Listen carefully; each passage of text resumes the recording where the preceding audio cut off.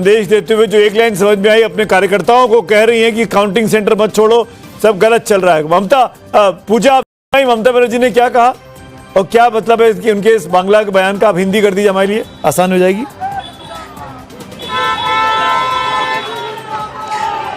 सुमित जी, सबसे पहले मैं आपको तस्वीरों की ओर लिए चलती हूँ।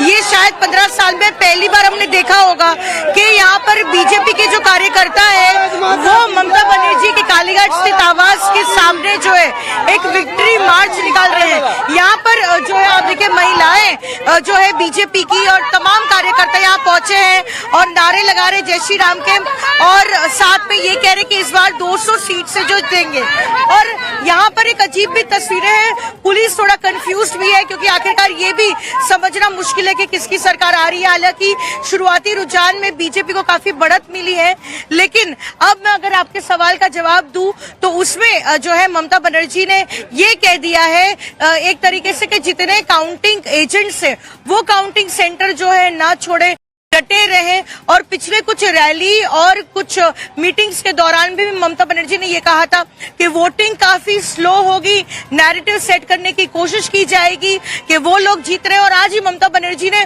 उसकी जो बात पहले उन्होंने कही थी वो फिर एक बार दोहराई है और कहा है कि जितने भी काउंटिंग एजेंट और जो कार्यकर्ता है वो काउंटिंग सेंटर में ही रहे। और एक तरह से जो है उनका पार्टी का जो है परफॉर्मेंस खराब हो रहा है ये दर्शाने की कोशिश की जा रही है, लेकिन वो अपने कार्यकर्ताओं का, काउंटिंग एजेंट्स का मोरल बूस्ट करने के लिए जो है उन्होंने फिलहाल ये संदेश दिया है।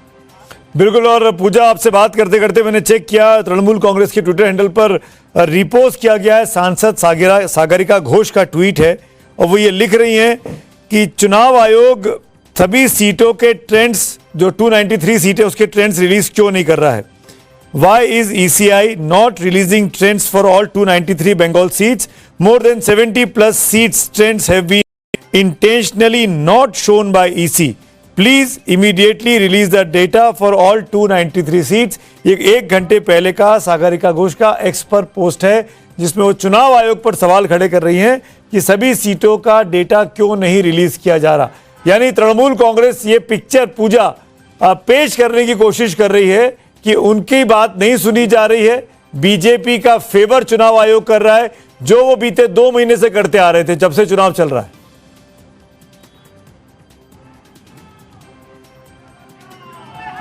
बिल्कुल, आपको बताएं कि किस तरह से जो है तृणमूल कांग्रेस का आरोप है कि 30 से 35 ऐसी सीटें हैं जिसका डेटा ईसीआई वेबसाइट पर नहीं दिया जा रहा है।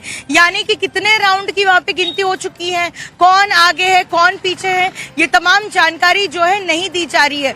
वहीं दूसरी ओर बीजेपी के तरफ जो है आरोप लगाते हुए ममता बनर्जी ने हालांकि संदेश तो जारी किया ही है, लेकिन उसके अलावा तृणमूल कांग्रेस के टॉप लीडर्स की बात करें तो उनका ये कहना है कि कई जगहों पर जहां पे 17 राउंड 18 राउंड की काउंटिंग होनी है, सुबह 8 बजे से जो है गिनती शुरू हो गई है, वहां पर महज 3 या 4 राउंड की ही गिनती हुई है। यानी कि 50% भी जो है किसी भी सीट पर अब तक काउंटिंग नहीं हुई है, ये तृणमूल कांग्रेस आरोप लगा रही है। तो कहीं ना कहीं रुझानों में जहां बीजेपी आगे दिख रही है, बीजेपी सेलिब्रेट करते हुए दिख रही है, उसी को काउंटर करने के लिए जो है इंपॉर्टेंट बात आप कह रही है पूजा, जहां बीजेपी सेलिब्रेट कर रही है, पर प्रधानमंत्री का शाम का कार्यक्रम आ गया कि 6 बजे वो बीजेपी मुख्यालय आ सकते हैं, कार्यकर्ताओं को संबोधित कर सकते हैं। वहीं टीएमसी अभी भी कह रही है कि लड़ो, खड़े रहो, काउंटिंग सेंटर्स मत छोड़ो। अभी भी उनको लग रहा है कि उनके साथ जाति की जा रही है। मेरे साथ संजय सरकार बने हुए हैं और